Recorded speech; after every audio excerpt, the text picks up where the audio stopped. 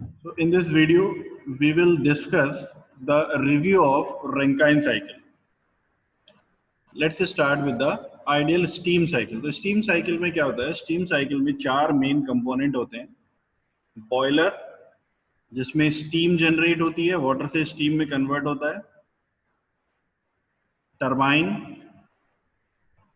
जहाँ पे expansion होता है steam का और work output मिलता है. Condenser, कंडेंसर में वापस स्टीम से वाटर में वो कन्वर्ट हो जाता है, वर्किंग फ्लूइड है. और उसके बाद पंप से वाटर में कन्वर्ट होने के बाद हाई प्रेशर लिक्विड या हाई प्रेशर जो वाटर है उसको सप्लाई कर दिया जाता है वापस बॉयलर को. ठीक है, तो साइकिल स्टार्ट होती है पंप से. सबसे पहले जो वाटर है उसको उसका प्रेशर इंक्रीज करके पंप के द्वारा और उसको बॉयलर में सप्लाई किया जाता है. उसके बाद बॉयलर्स या फिर बॉयलर्स को स्टीम जनरेटर्स भी बोलते हैं. बॉयलर्स में जो वाटर एंटर कर रहा है उसमें उस वाटर को स्टीम में कन्वर्ट किया जाता है through the heat released from a fuel, जो कि जनरली कोल यूज होता है. तो कोल के कंबशन से जो हीट रिलीज होती है उस हीट से वाटर को स्टीम में कन्वर्ट किया जाता है और high pressure temperature steam boiler से निकलने के बाद जाती है टरबाइन पे, स्टीम टरबाइन पे. स्टीम टरबाइन पे जो स्टीम है उसका एक्सपेंशन होता है और उस एक्सपेंशन से टरबाइन में वर्क आउटपुट प्रोड्यूस होता है. वर्क आउटपुट प्रोड्यूस होने के बाद टरबाइन से जो स्टीम निकलती है उसको कंडेंसर में ले जाके, condenser is basically heat exchanger, जहाँ पे उसकी स्टीम की बची हुई हीट को रिलीज करके उसको वाटर में कन्वर्ट कर दिया जाता है और जो हीट वहां से रिलीज हुई वो किसी दूसरे फ्लूइड को ट्रांसफर कर दी जाती है. उसके बाद कंडेंसर के बाद जो स्टीम वाटर में कन्वर्ट हो गई है, पूरे के पूरा उसका लिक्विड बन चुका है और वो लिक्विड वाटर फिर वापस से पंप के थ्रू प्रेशर इंक्रीज करके सप्लाई कर दिया जाता है बॉयलर. ठीक है, काफी लोगों का इसमें यही डाउट रहता है कि स्टीम को कंडेंस करने की जरूरत क्यों पड़ती है. उसका रीजन यही है कि अगर टरबाइन से निकली हुई स्टीम को हम डायरेक्टली बॉयलर में प्रेशर इंक्रीज करके भेजना चाहेंगे तो क्या होगा कि टरबाइन से जो स्टीम निकल रही है वो या तो सैचुरेटेड स्टीम की फॉर्म में होगी या फिर स्टीम और लिक्विड वाटर का मिक्सचर होगा. तो अगर वो मिक्सचर होगा या फिर स्टीम की फॉर्म में होगा तो पंप उसके साथ डील नहीं कर पाएगा. Pumps only deals with the liquid only. तो अगर लिक्विड और वेपर का मिक्सचर होगा या फिर वेपर की फॉर्म में निकलेगी स्टीम टरबाइन से तो पंप्स उसके साथ डील नहीं कर पाएंगे. अगर वो प्योर वेपर फॉर्म में होगी तो हम कंप्रेसर यूज कर सकते हैं, लेकिन कंप्रेसर का वर्क इनपुट बहुत ज्यादा हो जाता है और इतना ज्यादा हाई प्रेशर भी जनरेट नहीं किया जा सकता वेपर के साथ में जितना हम पंप के साथ में कर लेते हैं. तो कंप्रेसर से अगर हम कंप्रेसर यूज भी करते हैं स्टीम को कंप्रेस करने के लिए तो उससे प्रेशर ज्यादा से ज्यादा 8 बार 10 बार 15 बार 20 बार इतना हो सकता है. लेकिन पंप के थ्रू जो प्रेशर इंक्रीज किया जाता है वाटर का, क्योंकि वाटर का जो प्रेशर है वो इजीली इंक्रीज हो जाता है बिकॉज वाटर इज इनकम्प्रेसिबल. तो वाटर का जो प्रेशर इंक्रीज किया जाता है वो अराउंड 200 400 500 बार तक भी यूज किया जाता है. इवन आजकल जो सुपर क्रिटिकल बॉयलर्स यूज हो रहे हैं उसमें बहुत ज्यादा हाई प्रेशर पंप के थ्रू जनरेट किया जाता है. तो this is the ideal steam cycle जो कि एक प्रैक्टिकल साइकिल है. स्टीम पावर प्लांट में यूज होती है और इस तरह से चार कंपोनेंट के थ्रू बॉयलर, टरबाइन, कंडेंसर और पंप के थ्रू यहाँ से पावर आउटपुट प्रोड्यूस की जाती है. ठीक है, अब सवाल ये आता है कि बॉयलर, टरबाइन, कंडेंसर, पंप में जो ये स्टीम साइकिल है इसको कौन सी थर्मोडायनेमिक साइकिल के थ्रू हम यूज करें, कौन कौन से प्रोसेस इसमें हमें एम्प्लॉय करने पड़ेंगे. मींस बॉयलर में जो हीट एडिशन हो रहा है वो कौन से प्रोसेस पे करेंगे, टरबाइन में जो एक्सपेंशन हो रहा है वो कौन से प्रोसेस पे करेंगे. तो उसके लिए हम देखते हैं कि वेपर पावर साइकिल कौन सी हम इसमें यूज कर सकते हैं, कौन सी वेपर पावर साइकिल हम इसमें यूज कर सकते हैं. ठीक है, तो सबसे पहले हम देखते हैं क्योंकि सबसे ज्यादा जो इफिशियंसी है वो कार्नोट साइकिल की है. तो देखते हैं कि क्या कार्नोट साइकिल को हम यहाँ पे यूज कर सकते हैं। तो मैंने एक टीएस डायग्राम पे कार्नोट साइकिल ड्रॉ की है।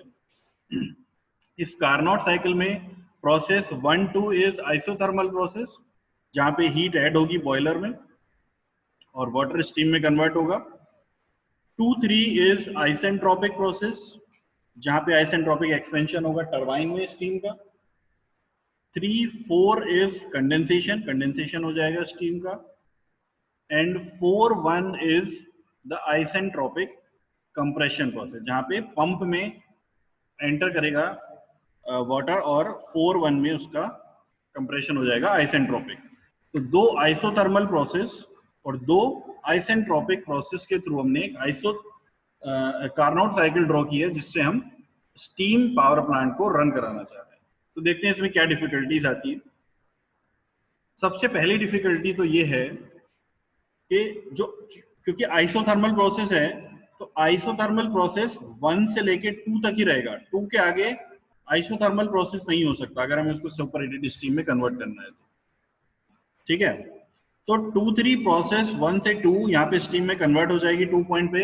और जब ये स्टीम में कन्वर्ट होने के बाद टरबाइन में इसका एक्सपेंशन होगा, तो एक्सपेंशन होने के बाद में क्या होगा, जब हीट इसकी रिलीज होती रहेगी तो ये लिक्विड वाटर में कन्वर्ट होती रहेगी। तो 3 पॉइंट पे जो यहाँ पे 3 पॉइंट पे जो हमें फेज मिलेगा, that is the liquid water and vapour mixture. Means बहुत सारा जो स्टीम है वो लिक्विड वाटर में कन्वर्ट हो जाएगा 3 पॉइंट तक पहुंचते पहुंचते। एक्सपेंशन में 3 पॉइंट तक पहुंचते पहुंचते बहुत सारा जो स्टीम है वो लिक्विड वाटर में कन्वर्ट हो जाएगा। तो अगर टरबाइन में, क्योंकि 2-3 जो प्रोसेस है वो टरबाइन में हो रहा है आइसेंट्रोपिक एक्सपेंशन, तो टरबाइन में अगर जो स्टीम है वो लिक्विड में कन्वर्ट होने लगेगी तो क्या होगा, ब्लेड का इरोजन स्टार्ट हो जाएगा।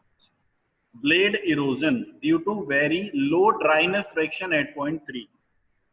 क्योंकि 3 पॉइंट पे जो ड्राइनेस फ्रैक्शन है वो बहुत कम हो जाएगा। ड्राइनेस फ्रैक्शन कम होने का मतलब लिक्विड की क्वांटिटी बहुत ज्यादा बढ़ जाएगी और स्टीम की क्वांटिटी कम रह जाएगी। तो ड्राइनेस फ्रैक्शन बहुत ज्यादा कम होने की वजह से 3 पॉइंट पे क्या होगा, जो टरबाइन के ब्लेड्स हैं वहां पे इरोजन स्टार्ट हो जाएगा, इरोजन स्टार्ट हो जाएगा। ठीक है, तो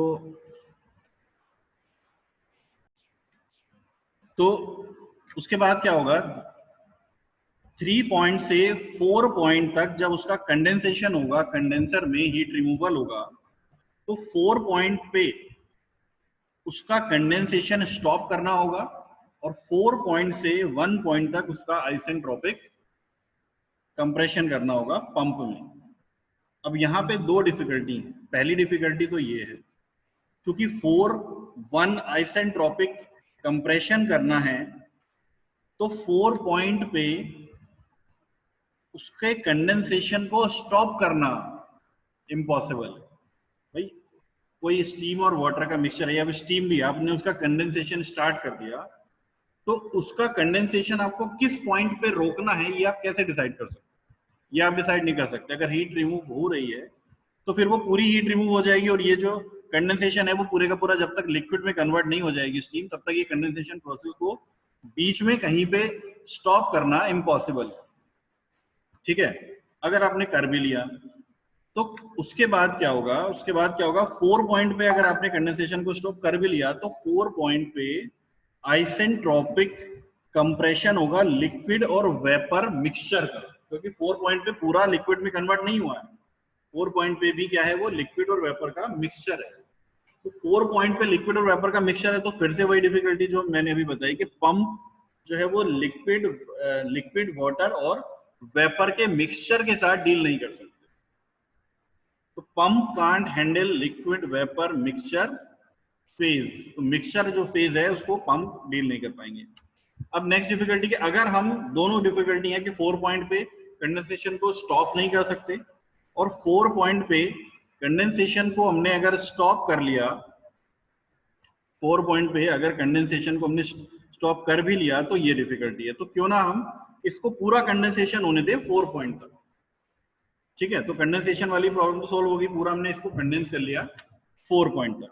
अब 4 पॉइंट तक इसको कंडेंस करने के बाद, 4 पॉइंट तक इसको कंडेंस करने के बाद में जब हम इसका आइसेंट्रोपिक कंप्रेशन करेंगे लिक्विड का पंप में, तो क्या होगा, 4 पॉइंट से हमें चूंकि नेक्स्ट जो प्रोसेस है बॉयलर में हीट एडिशन का, वो कांस्टेंट टेम्परेचर पे करना है, और कांस्टेंट टेम्परेचर पे सिर्फ फेस चेंज में ही हो सकता है। अगर फेस चेंज है तब तो कांस्टेंट टेम्परेचर है, वरना आप कैसे हीट ऐड करोगे isothermally, that is the another a difficult task. तो अगर आपने इसको 4 पॉइंट तक लेके गए कंडेंसेशन में ही, तो जब आप इसका आइसेंट्रोपिक कंप्रेशन करेंगे तो आपको ये इस 1 पॉइंट के पैरेलल तक लेके जाना पड़ेगा। यहाँ 1 पॉइंट के पैरेलल तक पॉइंट तक यहाँ तक कंप्रेशन इसका करना पड़ेगा, और तब जाके ये आइसोथर्मल प्रोसेस बनेगा, जो कि इम्पॉसिबल है।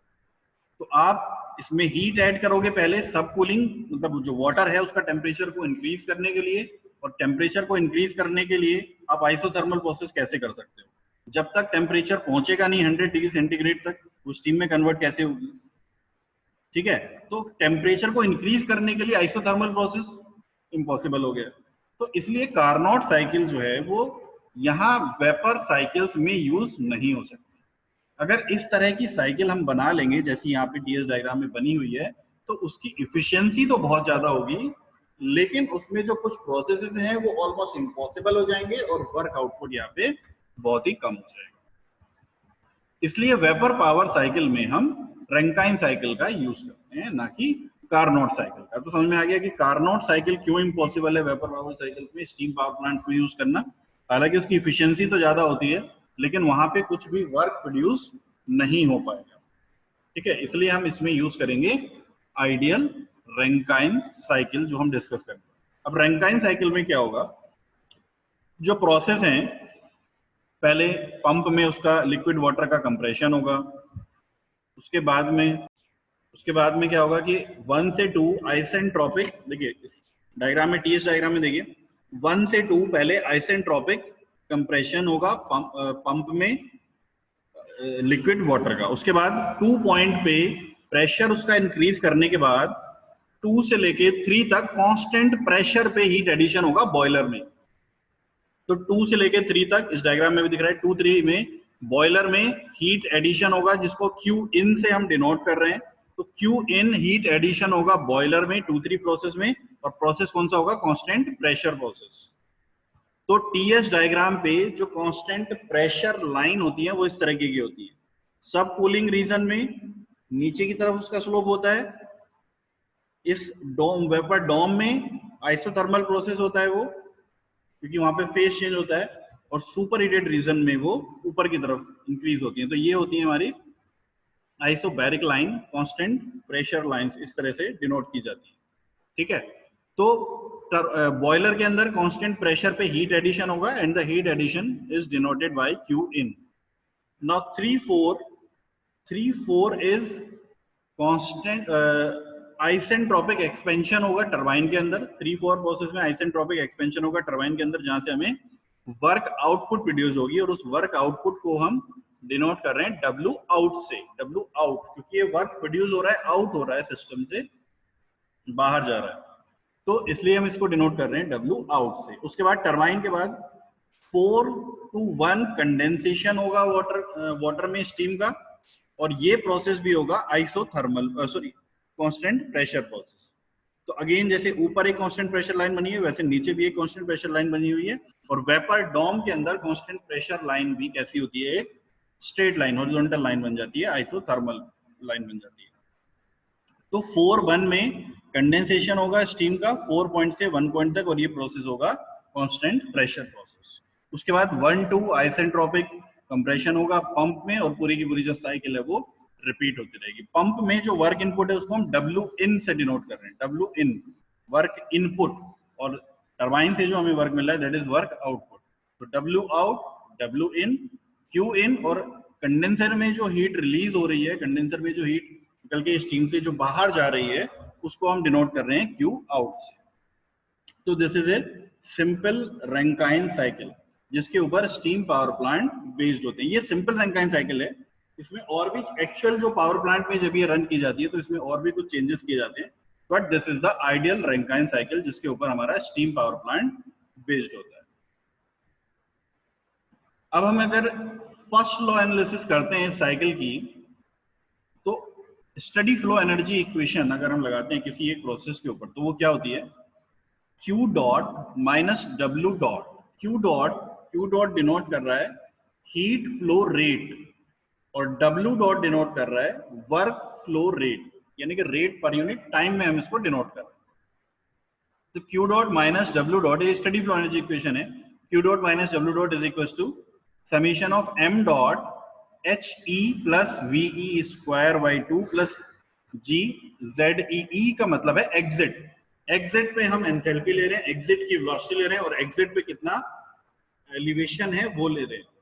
तो एग्जिट की एंथैल्पी HE से डिनोट कर रहे हैं, एग्जिट की वेलोसिटी को VE से डिनोट कर रहे हैं और एग्जिट के एलिवेशन को ZE से डिनोट कर रहे हैं। Minus summation of m dot, m dot क्या है? Mass flow rate of steam. तो m डॉट क्या है? Mass flow rate of steam, bracket में HI plus VI square by 2 plus GZI। I denote कर रहा है इनलेट पे, किसी भी प्रोसेस के लिए हम इसको यूज कर सकते हैं, इनलेट और एग्जिट। मतलब अगर पंप के लिए यूज कर रहे हैं तो पंप का इनलेट और पंप का एग्जिट, अगर टरबाइन के लिए यूज कर रहे हैं तो टरबाइन का इनलेट किस पॉइंट पे है और टरबाइन का एग्जिट, बॉयलर के यूज कर रहे हैं तो बॉयलर का इनलेट बॉयलर का एग्जिट। तो HI इनलेट की HI प्लस VI और ZI ये क्या है? इनलेट की प्रॉपर्टीज हैं और HE VE और ZE क्या है? एग्जिट की प्रॉपर्टी। ठीक है, अब if kinetic and potential energy changes को अगर आप नेग्लेक्ट कर देते हैं तो ये वाली जो टर्म है GZE GZI VI square by 2 और VE स्क्वायर बाई 2, ये वाली जो टर्म्स हैं वो यहां से खत्म हो जाएंगी। और चूंकि एक ही इन है हर एक चारों में, बॉयलर में भी, टरबाइन में भी, पंप में भी, कंडेंसर में, एक ही इन है और एक ही आउट है, इसलिए ये जो समीशन वाला साइन है उसको हमने हटा दिया यहाँ से। तो क्या बन गई इक्वेशन? अभी ये जो इक्वेशन मैंने लिखी थी वो पर यूनिट टाइम की फॉर्म में लिखी थी, अभी मैं इसको पर यूनिट टाइम की फॉर्म में नहीं लिख रहा हूँ। तो यहाँ से मैंने डॉट जो m के ऊपर जो डॉट लगा था W के ऊपर और Q के ऊपर, ये सब यहाँ से हटा दिया। तो ये क्या हो जाएगी? Q minus W is equal to m, यहाँ से बचेगा सिर्फ HE और यहाँ से बचेगा सिर्फ HI, तो HE माइनस HI हो जाएगा। ठीक है, अब इसको अगर इसी इक्वेशन को मैं पर यूनिट मास की फॉर्म में लिखूं तो पर यूनिट मास की फॉर्म में क्या हो जाएगा? m चला जाएगा LHS में, Q by M, W by M और यहाँ हो जाएगा HE माइनस HI। तो Q capital Q by M क्या हो जाएगा? Q capital Q by M हो जाएगा per unit mass, heat transfer per unit mass. इसको नोट कर रहे हैं स्मॉल q से, और capital W divided by M हो जाएगा स्मॉल w, तो ये हो जाएंगे पर kg में। तो Q minus W will be HE minus HI। तो Q minus W is equal to HE minus HI is the first law of thermodynamics for flow process, यानी कि ये जो हमें स्टडी फ्लो एनर्जी इक्वेशन अगर हम किसी एक प्रोसेस के लिए अप्लाई करते हैं ना, अगर हम पूरी साइकिल के लिए इसको अप्लाई करेंगे तो पूरी साइकिल के लिए अगर हम इसको अप्लाई करेंगे तो क्या होगा? सबसे पहले देखते हैं Q। तो ये क्योंकि पूरी साइकिल के लिए अप्लाई करेंगे तो पूरी साइकिल में Q क्या हो जाएगा? Summation of Q minus summation of W। अब पूरी साइकिल में 4 प्रोसेस हैं, तो 4 प्रोसेस में समीशन ऑफ Q क्या हो जाएगा? एक, चारों प्रोसेस में से 2 प्रोसेस तो आइसेंट्रोपिक है, पंप में और टरबाइन में जो प्रोसेस हो रहे हैं वो आइसेंट्रोपिक है। और आइसेंट्रोपिक का मतलब उनमें तो कोई हीट का इंटरेक्शन नहीं है, बचते हैं 2 प्रोसेस, बॉयलर और कंडेंसर। तो बॉयलर में हीट एडिशन है Q और कंडेंसर में हीट रिजेक्टेड है Q आउट। तो Q की जगह पे कितना आ जाएगा? Q in minus Q out और माइनस W। तो माइनस को अगर हम RHS में ले जाएं तो हो जाएगा प्लस W। तो प्लस W में कितना हो जाएगा? W आउट माइनस W इन। अब RHS में ये भी बचता है HE माइनस HI। तो आउट पॉइंट क्या हो जाएगा? क्योंकि हम साइकिल के लिए यूज कर रहे हैं तो साइकिल की डेफिनेशन क्या होती है? साइकिल की डेफिनेशन होती है कि उसका इनिशियल पॉइंट और एग्जिट पॉइंट सेम होते हैं। अगर हम बात करें कि इनिशियल पॉइंट और एग्जिट पॉइंट सेम है तो इसका मतलब HE माइनस HI क्या हो जाएगा? 0 हो जाएगा, क्योंकि अगर हम इनिशियल पॉइंट और फाइनल पॉइंट को सेम ले रहे हैं तो क्या हो जाएगा? HI माइनस HI, तो ये कैंसिल हो जाएगा और 0 हो जाएगा। तो क्या बचेगा? Q is equal to W, summation of Q is equal to summation of W। ठीक है, और यही हमारा फर्स्ट लॉ ऑफ थर्मोडायनेमिक्स भी होता है, summation of Q is equal to summation of W। तो समीशन ऑफ Q में आ जाएगा Q in minus Q out और समीशन ऑफ W में आ जाएगा Q out minus Q in. ठीक है, now Q out minus Q in ये क्या है?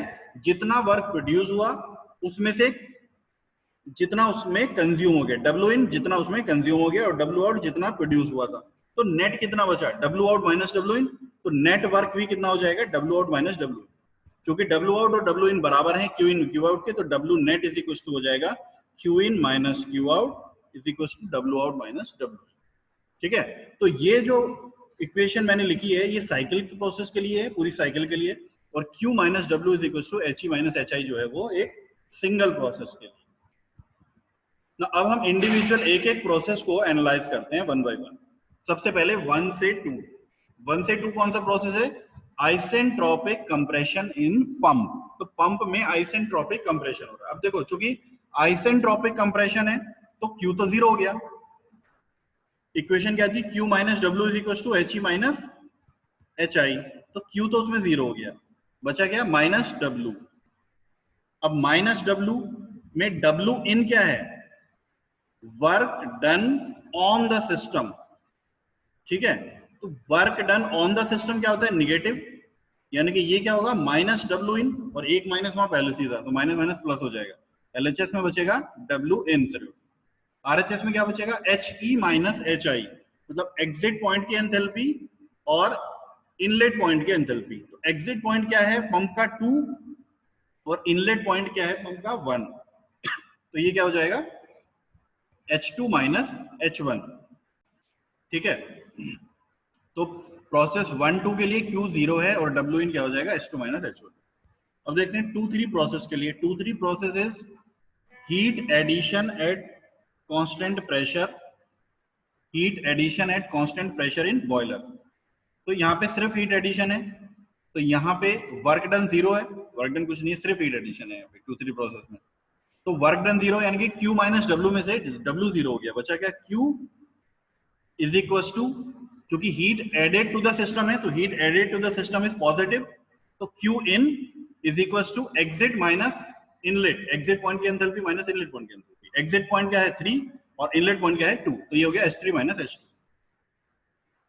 ना। उसके बाद देखते हैं टरबाइन। टरबाइन 3 4 प्रोसेस में क्या है, isentropic expansion in the turbine. तो आइसेंट्रोपिक है तो यहाँ पे भी क्या हो गया Q इज इक्वल टू 0 है। यहाँ पे भी टरबाइन से जो वर्क प्रोड्यूस हो रहा है that is a work output, work done by the system. तो work done by the system is positive, यानी कि W out Q minus W जो इक्वेशन थी हमारी, Q माइनस डब्ल्यू में जो डब्ल्यू है वो पॉजिटिव है और माइनस साइन वहां पे पहले से था, ये क्या हो जाएगा minus W out, minus W out. उसके बाद आरएचएस में क्या है एच ई माइनस एच आई, यानी कि एग्जिट पॉइंट की एंथैल्पी माइनस इनलेट पॉइंट की एंथैल्पी। एग्जिट पॉइंट की एंथैल्पी क्या है 4 पॉइंट है एग्जिट और इनलेट पॉइंट क्या है 3, तो H4 माइनस H3 हो जाएगा। लेकिन एलएचएस में एक माइनस था, जब वो आरएचएस में जाएगा तो ये चेंज हो जाएगा H3 माइनस H4। तो this is the turbine work W out is equal to H3 minus H4। उसके बाद आते हैं हम कंडेंसर में। कंडेंसर में क्या है, heat rejected from the system. Heat rejected from the system क्या होती है, निगेटिव होती है। वर्क डन इस प्रोसेस में कुछ है नहीं तो W 0 हो जाएगा। इक्वेशन थी Q minus W is equal to H E minus H I. तो Q आउट क्योंकि हीट रिजेक्टेड है तो माइनस Q आउट होगा यहाँ पे, minus Q out is equal to exit point 1 inlet point 4, तो H1 माइनस H4। जब LHS का माइनस अंदर मल्टीप्लाई करेंगे तो ये हो जाएगा H4 minus H1।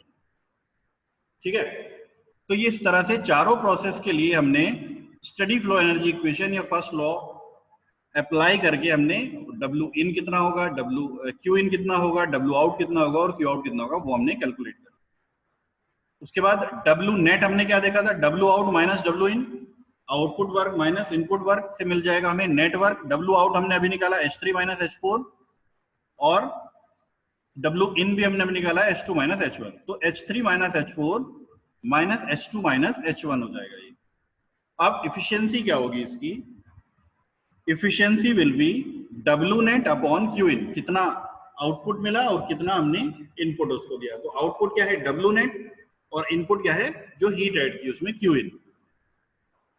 Now W net को हम इस तरह से भी लिख सकते हैं Q in minus Q out, और W नेट को हम इस तरह से भी लिख सकते हैं W आउट माइनस W इन, दोनों तरह से यूज कर सकते हैं। तो कोई डिफरेंस नहीं आएगा इसमें, चाहे आप W नेट को W आउट माइनस W इन लिख ले चाहे आप डब्ल्यू नेट को Q in minus Q out लिख लें, नीचे क्या रहेगा क्यू इन।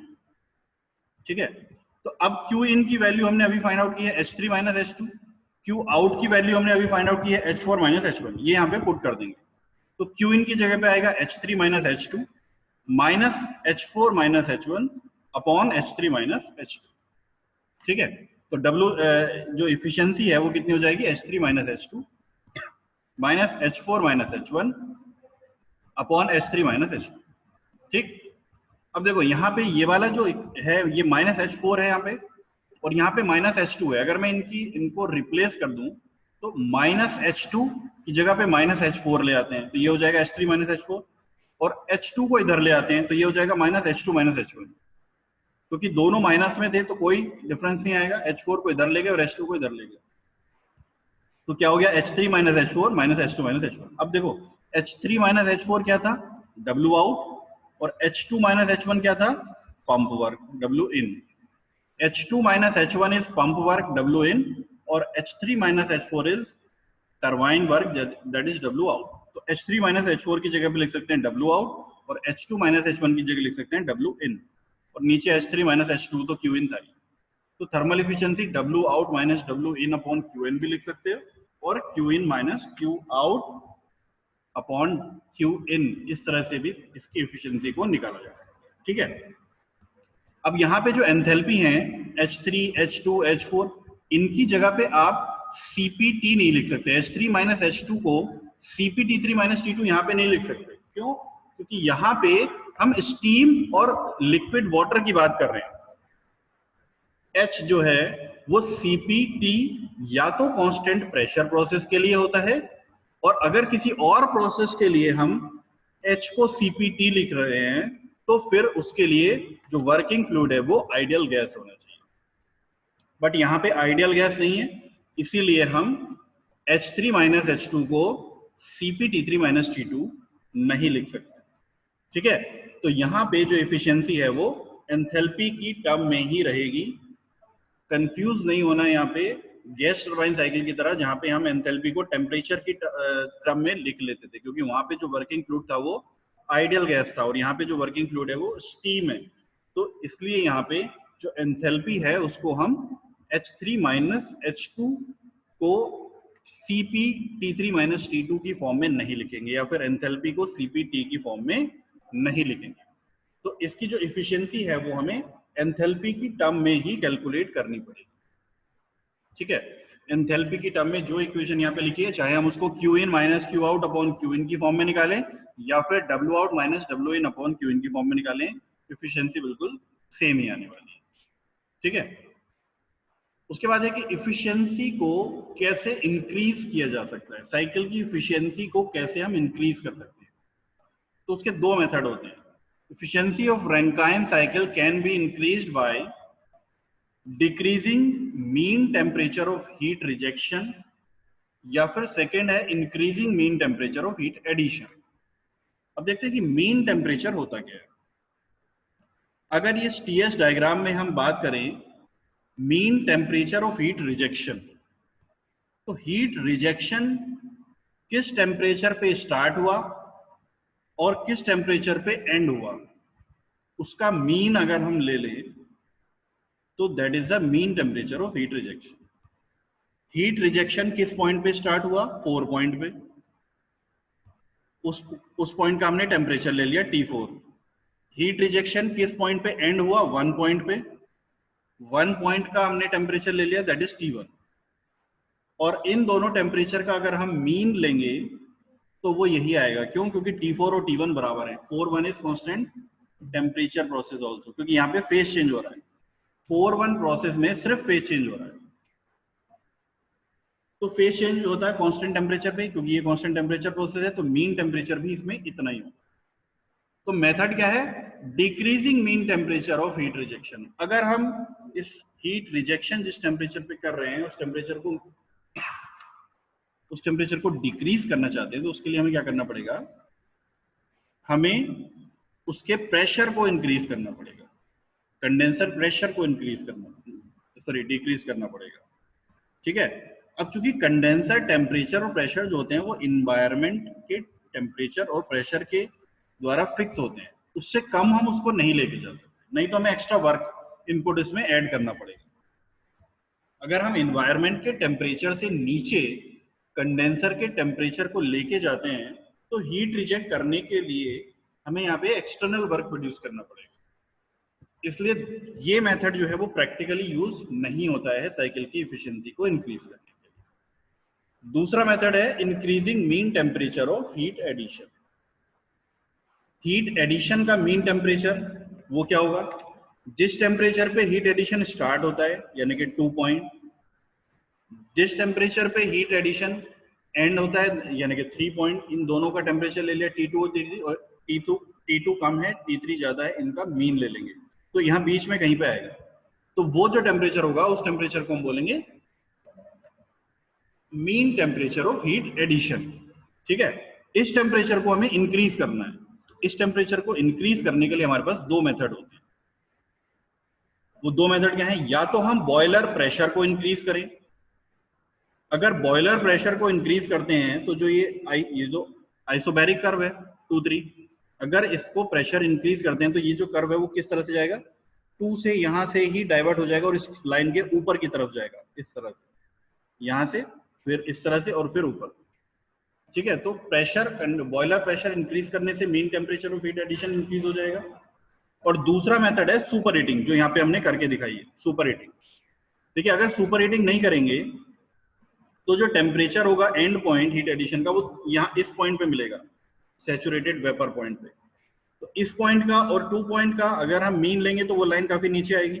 लेकिन अगर हम सुपर हीटिंग करेंगे तो सुपर हीटिंग करने में क्या है, क्योंकि कर्व सुपर हीटेड रीजन में ऊपर की तरफ जाता है, तो सुपर हीटिंग करने से 3 पॉइंट ऊपर की तरफ जाता रहेगा। 3 पॉइंट जितना ऊपर की तरफ जाता रहेगा टेम्परेचर इंक्रीज होगा, तो mean temperature of heat addition भी इंक्रीज होता रहेगा।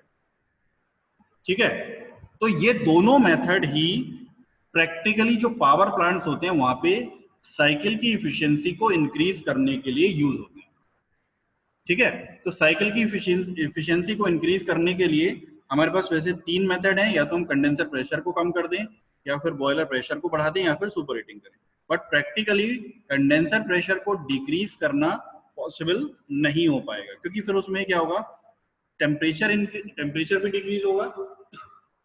तो एनवायरनमेंट के टेम्परेचर से लोअर टेम्परेचर से एनवायरनमेंट के टेम्परेचर पे अगर आप हीट को रिजेक्ट करोगे तो एक्सटर्नल वर्क प्रोड्यूस करना पड़ेगा। दूसरा, अगर प्रेशर वहां पे कम होगा एनवायरनमेंट के प्रेशर से तो लीकेज की प्रॉब्लम आ जाएगी, वहां पे एयर लीक करने लगेगी अंदर की तरफ। ठीक है, तो ये दो प्रॉब्लम की वजह से प्रैक्टिकली हम कंडेंसर प्रेशर को एनवायरनमेंट के टेम्परेचर प्रेशर से नीचे नहीं लेके जाते हैं।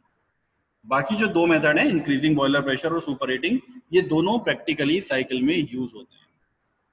इसीलिए प्रेशर को इंक्रीज करने के लिए सुपर क्रिटिकल बॉयलर्स यूज होने लगे हैं, क्योंकि वहां पे बॉयलर प्रेशर बहुत ज्यादा रहता है, अराउंड 500 to 600 बार तक भी पहुंच जाता है। ठीक है, तो प्रैक्टिकली रैंकाइन साइकिल की एफिशिएंसी को इंक्रीज करने के लिए दो मेथड यूज किए जाते हैं, increasing boiler pressure and super heating. ठीक है, तो आज के लेक्चर में बस इतना ही।